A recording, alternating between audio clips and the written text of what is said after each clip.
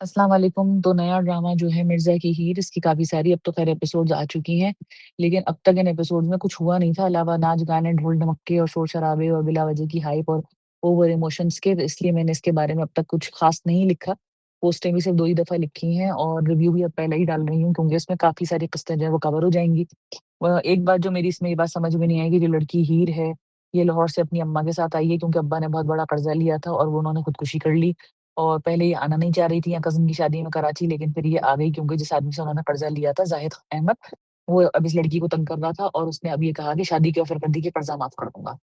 अच्छा, कराची आके पता चला भरा पूरा ख़ानदान है इनका, जो इनका कज़िन है मिर्ज़ा, वो इनको बहुत ज़्यादा पसंद करता है और इनसे शादी करना चाहता है और दादा जो है उनकी भी ख़्वाहिश है कि ये लड़का की शादी जो है वो इस लड़की से हो जाए वग़ैरह-वग़ैरह। लेकिन बात उसके अंदर ये है कि इस लड़की को कराची आने से पहले ये बात नहीं पता थी कि ये इतना ज़्यादा मिर्ज़ा इससे मोहब्बत करता है। तो जब इसको वहाँ पर जो वो आदमी दिलनवाज़ है, ज़ाहिद अहमद, जब उसने शादी की ऑफ़र करी और ये लड़की अपने ननिहाल को दिखाना भी चाहती है, नीचा भी दिखाना चाहती है सॉर्ट ऑफ, या ये कह लें कि उनको हराना चाहती है एक तरह से, ये बता के कि देखो तुमने एक वक़्त था कि मेरे बाप ने तुमसे कर्ज़ा माँगा था, तुमने नहीं दिया और वो इतने सारे कर्ज़े की वज़ह से वो मर गया। खुदकुशी उसने कर ली, सॉरी। तो इसको तो फ़ौरन दिलनवाज़ से शादी कर लेनी चाहिए थी। समझ में नहीं आया कि ये वहाँ से भागती भी क्यों आ गई, जबकि दिलनवाज़ को ये नहीं दिखाया है कि वो कोई बहुत ही 70-80 साल का बुड्ढा है या वो कोई इस तरह का आदमी है, मोहब्बत करके तुमसे शादी करना चाह रहा है और अच्छी पर्सनैलिटी का आदमी है, पैसे वाला भी है, सब कुछ है। कर्ज़ा तो तुम्हारा, तुम किसी और से शादी करोगे तब भी माफ़ तो नहीं होगा, तो फिर तुम इसी से शादी कर लेंगे जबकि तुम्हारा कोई और लव इंटरेस्ट नहीं था। अब लव इंटरेस्ट बना है जब ये कराची आई हैं। उधर उनको दौड़ते हुए दिखाया है। एक चीज़ जो मुझे इस ड्रामे में बहुत ज़्यादा लगी वो ये कि अली रज़ा जो है वो कमीज़ पहन लें खुदा के लिए। मुसलसल कोई ज़रूरत नहीं है कि मुसलसल आप जो है, अगर आप एथलेटिक हैं या आप एक्सरसाइज़ कर रहे हैं या आप जो है वो बॉडी आपने बना रखी है, तो इसका मतलब ये नहीं कि आप 24 घंटे नंगे बैठे रहें कि लो भई लोग आपके हाथ-पाँव देखें। हो गया, दिखा दिया कि भई आप रनर हैं, आपने रनिंग कर ली, आपने पहिया खींच लिया, आप भाग रहे हैं सी व्यू पे। अंडरस्टैंडेबल। लेकिन मुसलसल दिखाना कि बैठे वो अंगड़ाइयाँ तोड़ रहे हैं। शरीफ खानदानों के अंदर, शादी-ब्याह के अंदर जब कज़िन्स लड़कियाँ घर में आई हुई तो कोई भी कमीज़ होता उतार के लेट-लेट के नहीं सो रहा होता बीच चौराहे के ऊपर, अपने कमरे में सोएँ जाके।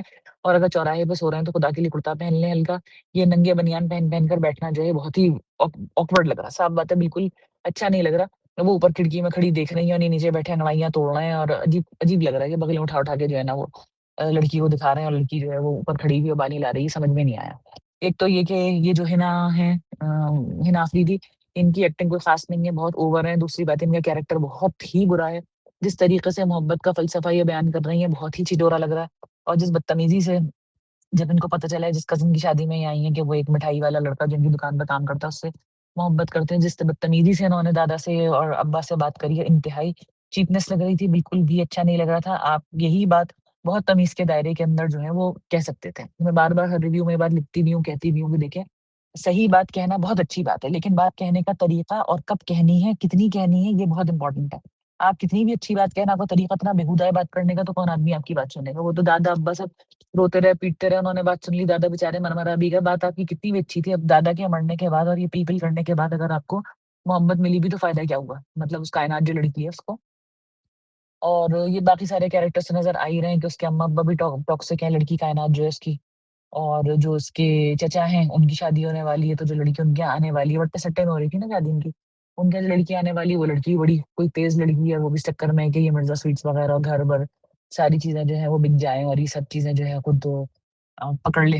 यानी अपना-अपना हिस्सा लेके लोग जो है वो अलग होने के चक्कर में।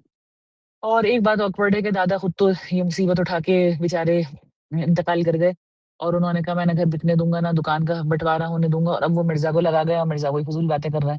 हालाँकि आगे बढ़ना, बेहतर इलाके में जाके रहना, ये हर आदमी की अपनी ख़्वाहिश है और हर आदमी का उसको उसका राइट है।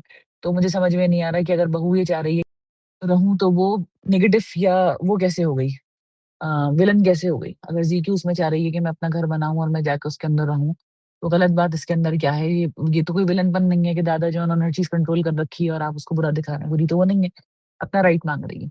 बाकी इसके अंदर ज़ाहिद अहमद की एक्टिंग बहुत अच्छी है, अस्मा अब्बास की एक्टिंग भी बहुत अच्छी है, वो दोनों बहुत अच्छे लग रहे हैं और जितना ये ड्रामे में ढोल-ढमक्का, शोर-शराबा, इमोशंस, डायलॉग और चीखना और चिल्लाना और पागलपन मच रहा है, उसके मुकाबले में वो दोनों बहुत सटल, बहुत अच्छा काम कर रहे हैं, बहुत धीमे अंदाज़ में और बहुत इम्पैक्ट उनकी एक्टिंग का आ रहा है। जो आदमी बना उसकी एक्टिंग बहुत अच्छी है, कैरेक्टर भी बहुत अच्छा है उसका। सिर्फ़ ये है कि इसके अंदर अननेसेसरी इमोशन और शोर-शराबा और एक हर 2 मिनट के बाद ढाम, ढूम, ढूम गाना शुरू हो जाता है, डांस और म्यूज़िक। डांस तो नहीं, मतलब ये कि म्यूज़िक मुसलसल शुरू हो जाता है, बहुत ज़्यादा लाउडनेस जो है ना और ओवर एक्ज़ैजरेशन हर चीज़ की, वो थोड़ी-सी कभी-कभार ओवर हो जाती है। जब तक वो शादी हो रही थी, भगा रहे थे, तब तक वो सही था। एक घर में डायलॉग बोल रहे हैं, उसमें इसका ढा, ठू, छू, छा, उसकी कोई ज़रूरत नहीं है। दूसरी बात ये है कि जो लड़का भी इसके अंदर मिर्ज़ा जो है वो होता है, अगवा होता है, तो जो उसको मारपीट करने के बाद जो उसके मेकअप किया, बहुत गंदा मेकअप किया और जो निशान उसके मुँह के ऊपर डाल दिए, वो तो कभी भी नहीं जाने वाला। तो मतलब ये कि अब कुछ आगे की किस्तों में इनको ये निशान उसके मुँह पे से हटाना है, तो चोटें ऐसी लगाया करें, जो बहुत ज़्यादा गहरी ना हुआ करें कि लगे कि हाँ भाई इन फ्यूचर ये निशान कभी चला जाएगा। बाकी ओवरऑल अब तक ड्रामा अच्छा है। हिना अफ़रीदी का जो ओवरपन है वो थोड़ा-सा अगर कम कर दें, अगर वो ज़बान कम चलाएँ, तो ड्रामा ज़रा ज़्यादा बेहतर हो जाएगा। अस्सलाम वालेकुम।